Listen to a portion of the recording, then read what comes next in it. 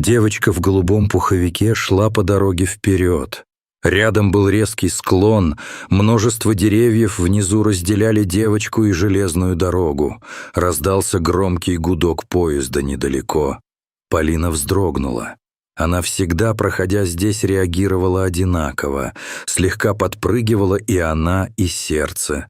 «Трусишка!» — посмеялся одноклассник Тимур. «Ну да», — согласилась Полина, чем быстро урезонила друга. «Могла бы и поспорить», — обиделся Тимур. «Чего сразу трусишка-то? Но ты сам меня так назвал». «А я и не спорю», — ответила Полина. «А надо было». Еще больше раздосадовался мальчик. «Чего ты со всякими дураками соглашаешься?» «Я тебя не понимаю», — вздохнула Полина. «Теперь я и не трусишка, а ты дурак». «Ну да», — заколесовал Тимур и пошел поближе к однокласснице. Полина пожала плечами и пошла дальше. Рюкзачок с черепашками из мультфильма «Немо» она так и не отдала Тимуру, за что тоже получила какое-то прозвище «жадюга» или еще что-то в этом духе. Мальчик всеми силами пытался понравиться Полине, а она не понимала, почему заслужила столько внимания с его стороны. Внешность у нее была самой обыкновенной, характер и того хуже. Она уже нажила себе врагов в школе, а училась девочка всего в 3 классе. Самое время для ненависти и вражды между детьми, когда они только учатся жизни.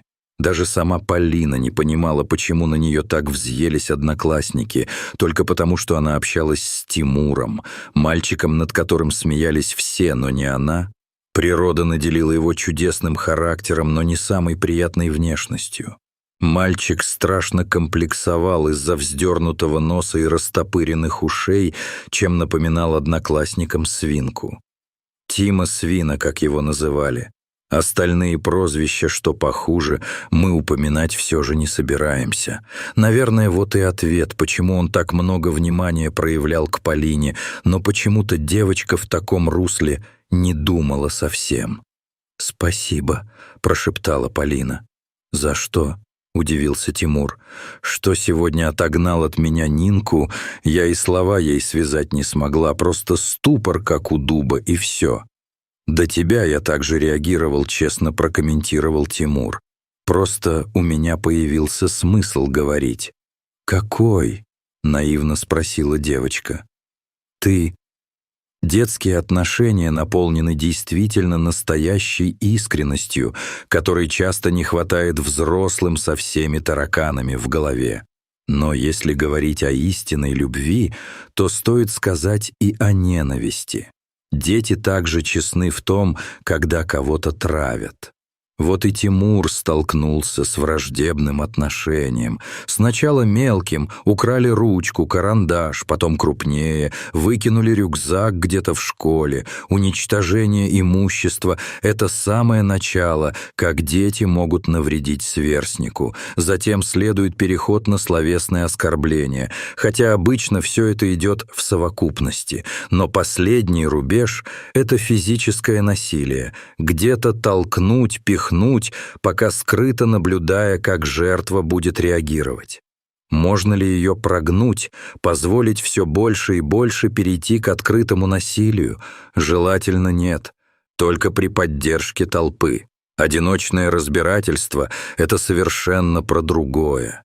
И вот к этому этапу перейти не получалось из-за Полины, которая перевелась к ним учиться, выбрала самого Тимура вместо травли оного, и тот осмелел, начал отвечать, расхрабрился, и уже не каждый готов был пнуть уродливого, по мнению одноклассников, мальчика. Теперь некоторые помалкивали, не любят и взрослые, и дети, когда им отвечают.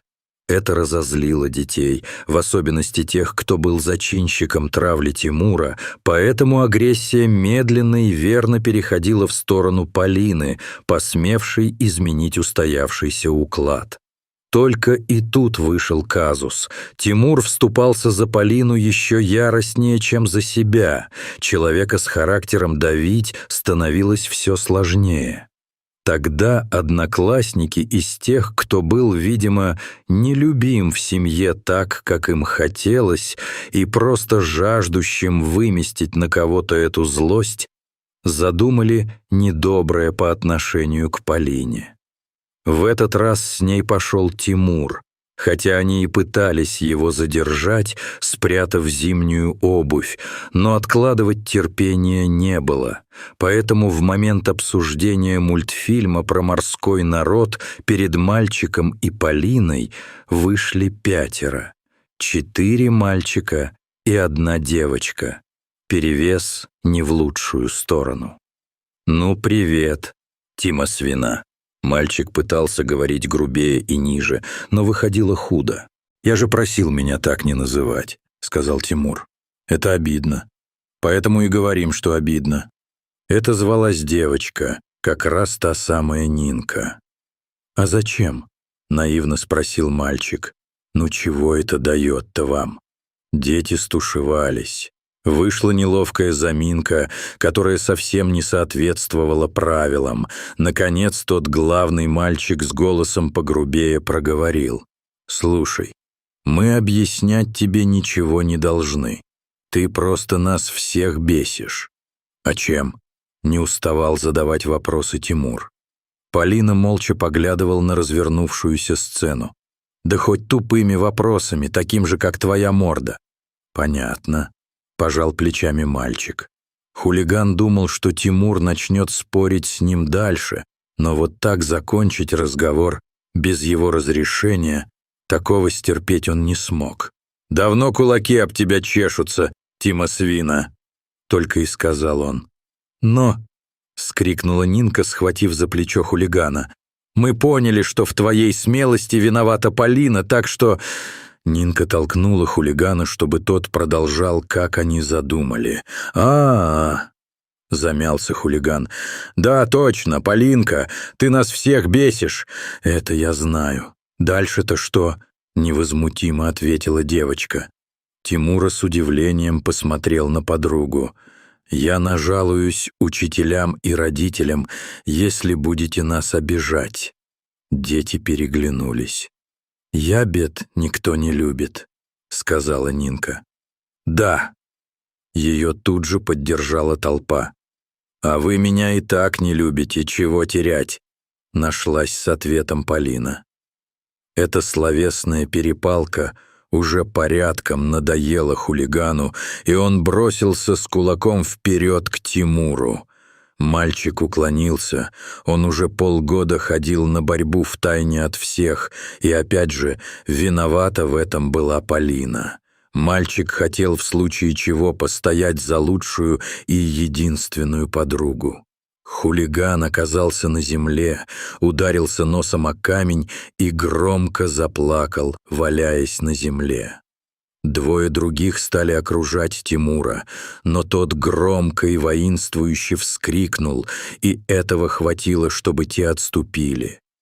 Другой мальчик вообще не особо хотел принимать участие во всем этом, ему просто нравилась Нинка, и он взглянул на нее, мол, «не хочу, не надо».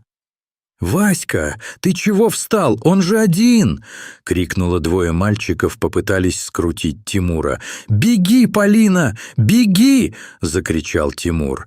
Девочка хотела возразить, но поняла — не время. Лучше увести хотя бы одного соперника, так шансов больше. Полина побежала, Васька собрался с мыслями и устремился за ней. Так они и бежали, пока мальчик не начал отставать, и Полина просто не скрылась за очередным углом. Тем временем Тимур продолжал стоять на ногах, хотя план был совершенно другим. «Что тут происходит?» — раздался еще один крик, но уже мужской, престарелый.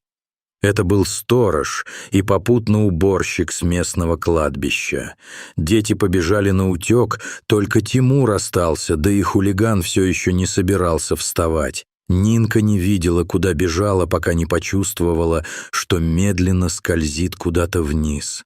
Она беспомощно хватала воздух руками, сердце страшно забилось. Сторож ринулся вперед, но возраст давно взял свою, поэтому Тимур, не раздумывая, в несколько прыжков оказался недалеко от Нинки и протянул руку. Их пальцы соприкоснулись, и Нинка улыбнулась спасению. А потом она почувствовала легкий толчок, и наступила темнота. «Ниночка?» — раздалось женское ласковое слева. Девочка открыла глаза, но не поняла, почему вокруг так тускло, так смазано, будто она и не видит больше. «Мама, это ты?» — удивилась Нинка. «Конечно, дочка», — недоуменно ответила Татьяна Степановна. И тут Нина громко расплакалась. Она не видела собственную маму, но хуже было то, что она не могла вспомнить, как выглядит ее мама. Все в голове перемешалось, девочка ничего не понимала, а что самое главное, мало что помнила в виде изображений. «Мама, мама!» — все повторяла девочка. Татьяна Степановна приезжала дочь к себе и заплакала вместе с ней. Губы шептали молитву так, как она ее запомнила еще с детства. «Тише, мама!» — внезапно раздалась от Нины. «Не плачь, мамочка, врачи меня вылечат!» Моментально переключилась дочь. «Да-да, обязательно!» — тихо проговорила мама девочки. В дверь постучали.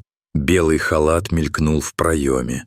«Татьяна Степановна, подойдите, пожалуйста!»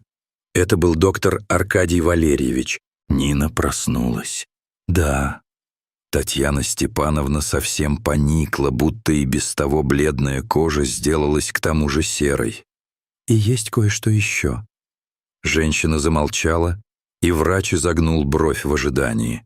«Да, да. Она ничего не видит и не помнит даже, как я выглядела». Эти слова для Татьяны Степановны звучали как будто со стороны, будто это не она их произносила. Аркадий Валерьевич замялся. Он был в шоке от слов женщины.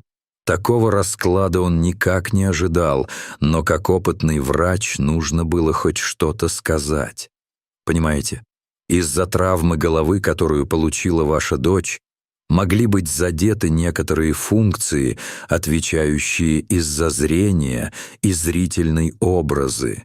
Но детский организм легко адаптируется, и я уверен, это в любом случае решаемо. Впереди ждали сдачи анализов и множество обследований, чтобы выяснить, в чем причина. Работы предстояло много, и не факт, что это даст какие-то результаты.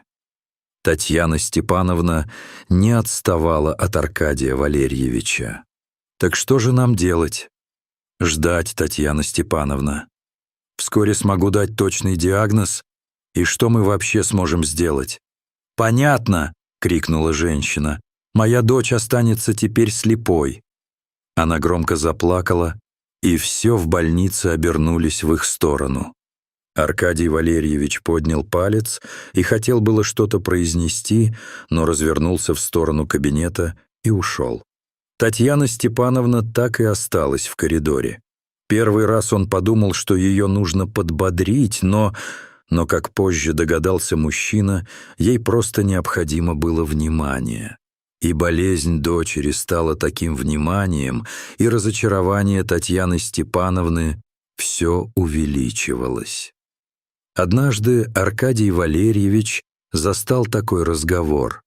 К девочке постоянно приходила пара детишек, Тимур и Полина. «Что, мало того, что ты испортил жизнь моей дочери, теперь хочешь поиздеваться над нами?» — гневалась Татьяна Степановна. «Перестаньте обижать ребенка, Татьяна Степановна!» Тут же прекратил спор вошедший Аркадий Валерьевич. «Да как вы смеете?» — воскликнул в ответ женщина. «Этот мальчишка угробил жизнь моей дочери. Выйдите из палаты, дети пускай остаются!» — резко ответил Аркадий Валерьевич. На удивление женщина подчинилась и ушла, судя по шагам, из больницы совсем. Тимур недоумевающе смотрел на врача. «Он меня не толкал, как утверждает мама», — сказала Нина. Тимур, наоборот, пытался меня спасти. «Ты это помнишь?» — удивился Аркадий Валерьевич. «Да, но не так. Не знаю, как объяснить. Просто чувствую, что это верно», — тихо проговорила Нина. «И голова начинает болеть, когда пытаюсь вспомнить, но мама не права». «А ты, Тимур, что скажешь на слова Нины?» — обратился врач, и так зная ответ. «Не толкал», — ответил он. «Но мне очень жаль, что не получилось спасти». «Прекрати!» — крикнула Нина. «Мы хотели тебя побить, и Полину тоже». Грустно вздохнула девочка. «А теперь эти 4 ко мне ни разу не заходили, тоже мне друзья, а другой, Васька, вообще в любви признавался. И где он?» По лицу Нины текли слезы. «Только вот Полина с Тимуром ходят». Дальше девочка не смогла продолжать, и все находящиеся в палате подошли к ней и хоть как-то, попытались обнять. Аркадий Валерьевич не смог оставаться в стороне и тоже присоединился. «Послушай, Нина, твоя мама узнала утром, что понадобится много денег, которых у семьи нет, поэтому она такая взвинченная», — начал врач, и все притихли. «Но операции сложные, и процентов, что ты сможешь увидеть, небольшие, но мы можем попытаться. Хотя риски, как и в любой операции, есть». Девочка слушала со всем вниманием, лишь иногда всхлипывая. «Я согласна, если от меня что-то зависит», — проговорила со смесью надежды и страха Нина. «Конечно, зависит», — сказал Аркадий Валерьевич. «Без твоего согласия мы бы не стали оперировать тебя. Я согласна», — еще раз проговорила Нина, уже более уверенно. «Теперь мне нужно поговорить с твоим папой, Тимур», — произнес Аркадий Валерьевич. И пока врач разговаривал с мальчиком, Татьяна Степановна мчалась по адресу, где проживали родители Тимура. Она уже выбила его учительницы Нины.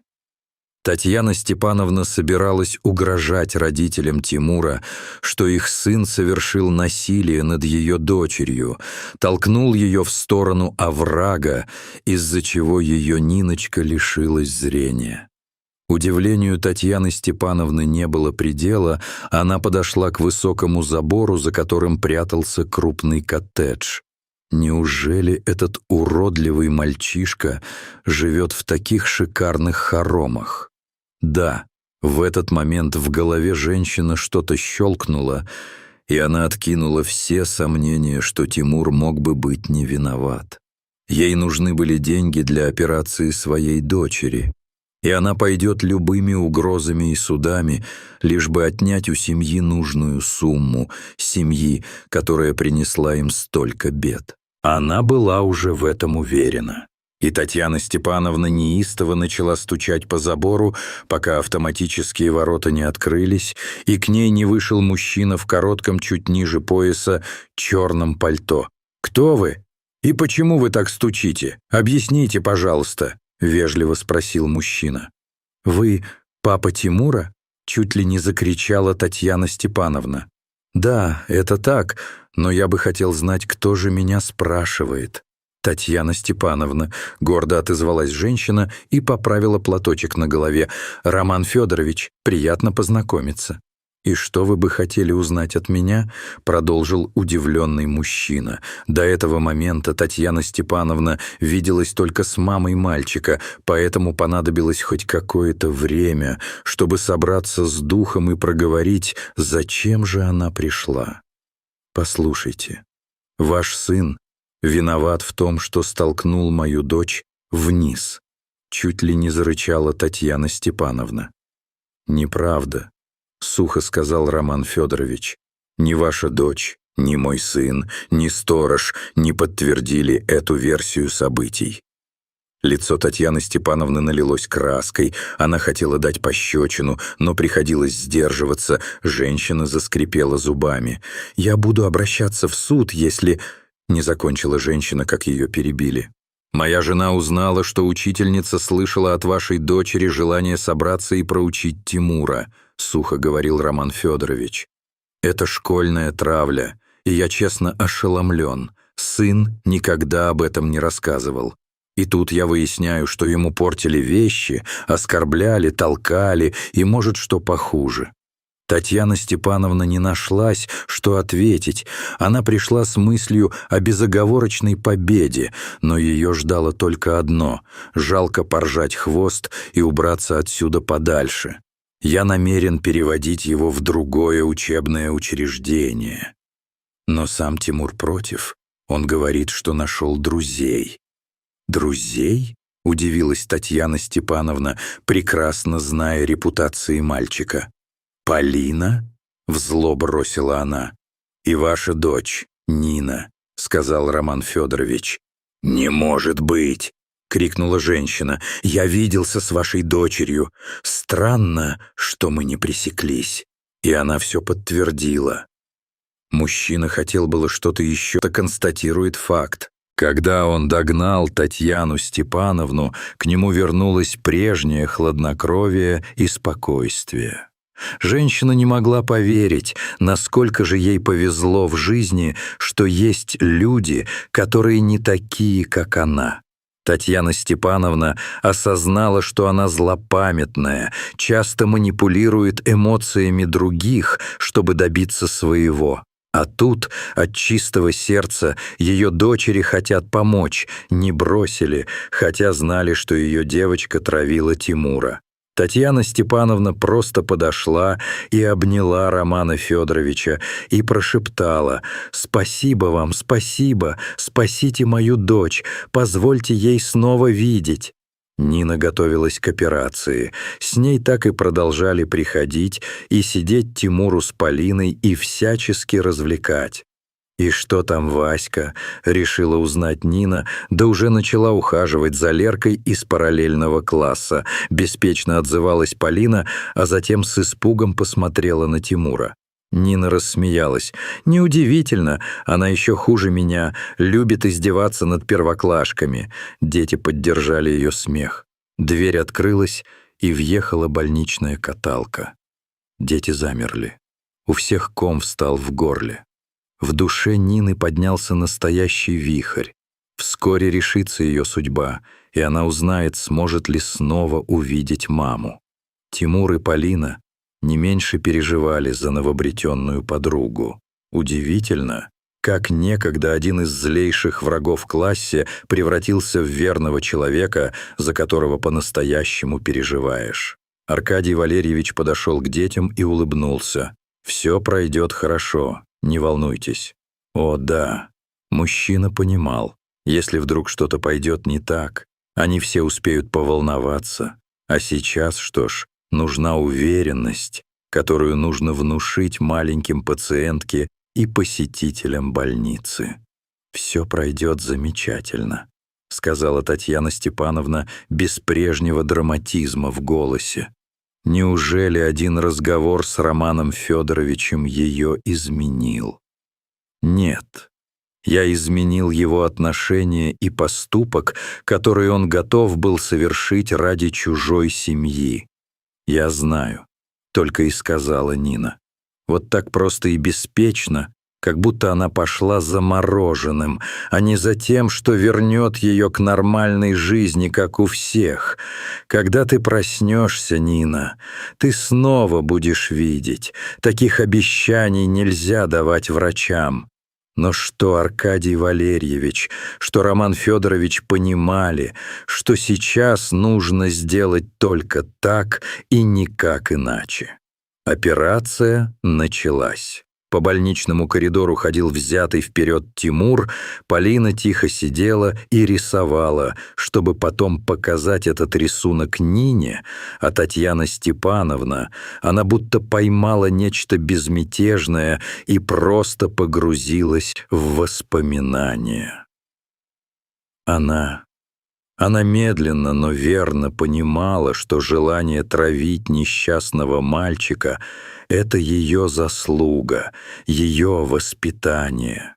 Для начала она вваливала на дочь кучу своих проблем, заставляла ее вникать во все, часто ругалась без повода, а только потому, что на работе ее кто-то задел. А Татьяну Степановну задеть было проще простого.